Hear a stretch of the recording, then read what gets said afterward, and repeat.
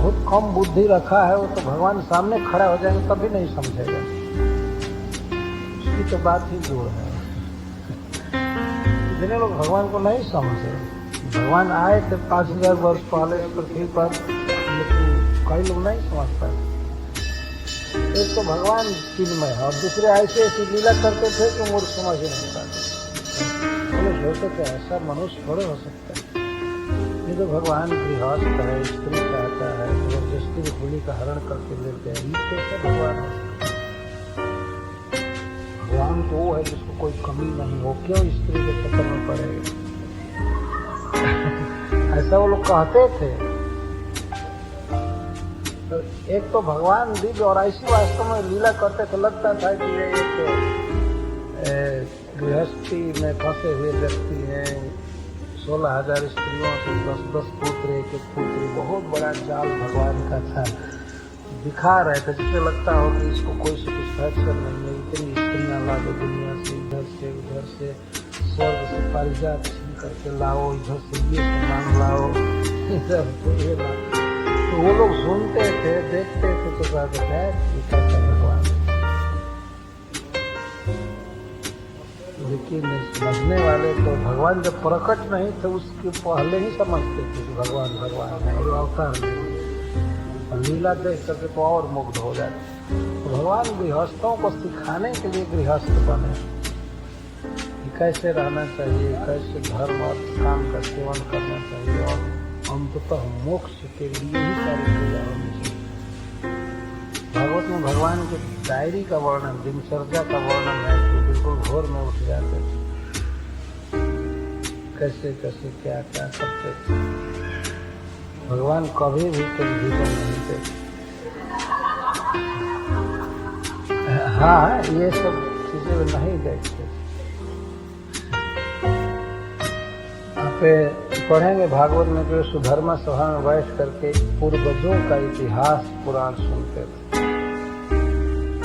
अपने ही पूर्वजों का, जजाति महाराज कैसे हुए, पूर्वा महाराज कैसे हुए, या अम्बरीश महाराज इत्यादि राजाओं का चरित्र सुनते थे।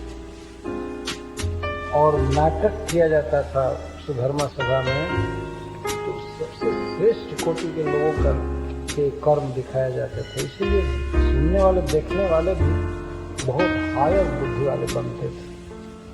ऐसे थर्ड क्लास का दृश्य दिखाते हैं तो गिरेगा भी नहीं तो क्या होगा। हमेशा पर्दे पर नाचना, गाना, ये पीना, ये खाना, यही सब दिखाया जाएगा। तो क्या बनेगा? कुत्ता बिल्ली जैसा तो बनेगा देखने वाला। एक को क्या दिखाते हैं, बहुत प्रकार के बेढंगा बनकर नाचते हैं।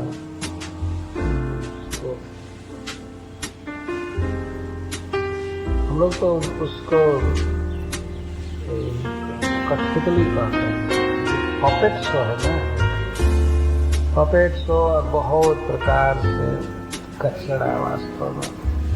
एक तो ऐसे ही आदमी का दिमाग नष्ट है और ऊपर से और नष्ट करने वाली चीजें, जैसे कहाँ से स्पिरिचुअल एटमॉस्फियर की कल्पना कोई करेगा। ये तो बहुत ऊंचा उठाना पड़ता है। तो पहले के राजर्षियों का जो चरित्र है उसको देखने पर, सुनने पर तब मन बहुत ऊंचा हो जाता है। जैसे महाराज अम्बरीश, महाराज जजाति, रंती देव महाराज की बात सुनने पर किसके भीतर भोग की वासना कम नहीं हो जाती। बता रहे जितना है उतने हम संतुष्ट हैं, दूसरे का उपकार करें, उपकार करें, भावना आ जाती है अपने आप। या अम्बरीश महाराज हैं, प्रहलाद महाराज, युधिष्ठिर महाराज, इन राजर्षियों का चरित्र सुनने पर मन बहुत ऊंचा होता है, भगवान से प्रेम करता है।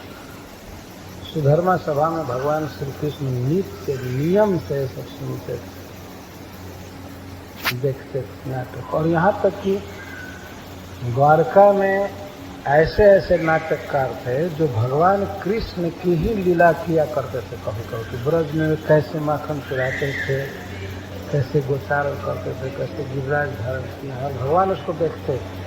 और उधर दूसरे लड़के बने हुए हैं कृष्ण बलराम। और भगवान अपनी ही लीला देखकर मुग्ध हो जाते थे। इसको रूप गोस्वामी दास जी ने लिखा है। भगवान एक बार बहुत विरह में हो गए ब्रज के, और ऐसा लगा कि अब द्वारका छोड़कर चले जाएंगे, नहीं रहेंगे। ब्रजवासियों की याद आने लगी, माँ यशोदा की, नंद बाबा की, बहुत इतनी याद आई कि रोने लगे। तब इनकी पटरानियों ने एक विचार किया और उन्होंने अभिनय तैयार कराया, लड़के लड़कियों से अभिनय कराया। तो ऐसा अभिनय पेश किया गया ब्रज लीला का कि भगवान ये भूल गए कि मैं ब्रज में हूँ कि द्वारका में, देख कर तो बहुत खुश हुए। इतना जहाँ शुद्ध दृश्य बताया जाता था।